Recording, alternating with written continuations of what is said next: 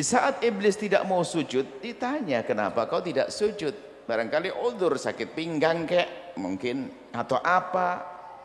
Jawabannya memang sesuai dengan model keiblisannya. Dia menjawab, ana khairun minhu. Aku lebih bagus dari dia. Kau ciptakan dia dari tanah dan kau ciptakan aku dari api. Dia mengarang-arang kelebihan. Jadi menganggap dia lebih bagus daripada manusia karena manusia diciptakan dari tanah lalu Allah menciptakan dia dari api. Ini kan hujah yang diada-ada.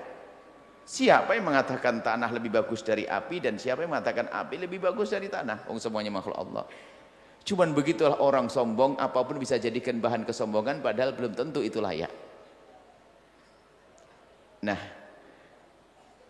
ini kisah iblis menjadi merendahkan orang lain, akhirnya dia tidak bisa patuh kepada Allah padahal itu perintah Allah. Jadi karena dia merendahkan, maka kebiasaan memandang orang lain dengan pandangan merendahkan itu meruntuhkan kita. Dan biasanya pandangan merendahkan itu tentu ada sesuatunya. Apakah karena dia lebih alim, merasa lebih alim? Karena ilmu, merendahkan orang lain. Karena nasab, merendahkan orang lain. Karena apa lagi? Karena ibadahnya, merendahkan orang lain. Karena itu adalah bukan madhab kita, itu madhabnya iblis. Sehingga di saat ditegur iblis itu begitu berhujah, aku lebih bagus dari dia. Maka, tapi kalau mbah kita Nabi Adam alaihissalam, di saat wala taqraba hadhihi syajarata, jangan kau dekati pohon ini. Kemudian musuhnya sang iblis datang menggoda. Nabi Adam waktu itu belum diangkat jadi nabi, sebagian ulama mengatakan seperti itu sehingga tidak bisa dikatakan nabi melakukan maksiat. Karena setelah itu dipilih oleh Allah setelah itu. Kemudian Nabi Adam yang nggak menduga kalau di surga ada orang yang bohongin dia. Tiba-tiba, ini aku nasihati kamu, itu buah keabadian, kau makan saja. Kalau kau makan, kau akan abadi gini-gini. Ya dimakan oleh Nabi Adam. Dan tentu adalah sesuatu yang melanggar larangan, wala taqraba, malah mendekati. Jangan kau dekati, malah dimakan. Setelah dimakan pohon itu ditegur.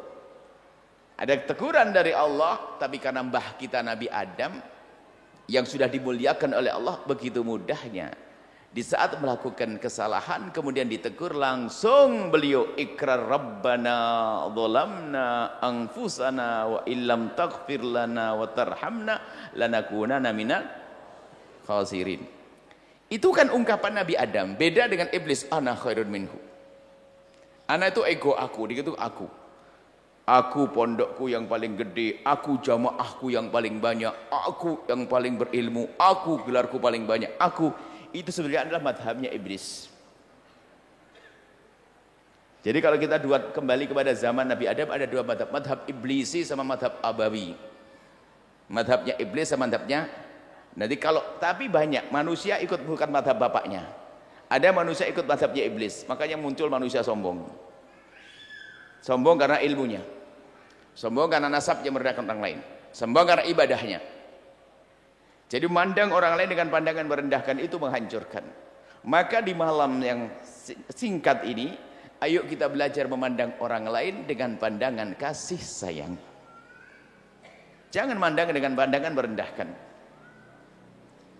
Kalaupun kita melihat orang bermaksiat, sebab kalau pandangan merendahkan itu tidak cukup sampai di situ. Nanti muncul ngomongin, gunjing dia, ngomongin, menfitnah kadang. Banyak akibat dari mandang dengan pandangan merendahkan.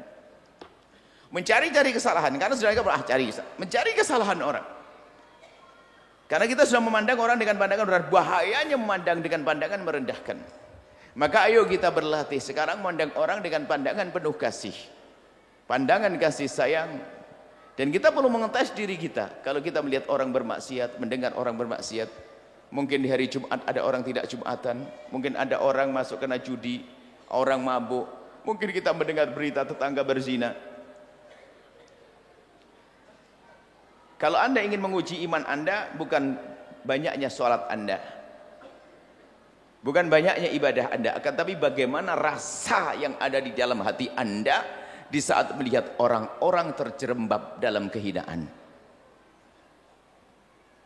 Anda bisa melihat saat itu. Kalau ternyata Anda melihat tetangga mendengar tetangga melakukan zina misalnya, dengar berita, dengar tetangga mabuk, apa yang ada di hati Anda? Kalau di hati Anda ternyata adalah sedih, kegelisahan, terenyuh, memandang mereka dengan mata kasih, itu hakikat iman di dalam hati Anda. La yu'minu ahadukum hatta yuhibba li akhihi ma yuhibbu li nafsihi.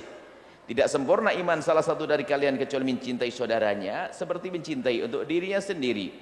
Mendengar berita yang tidak baik, dia menangis, dia merasa bersedih.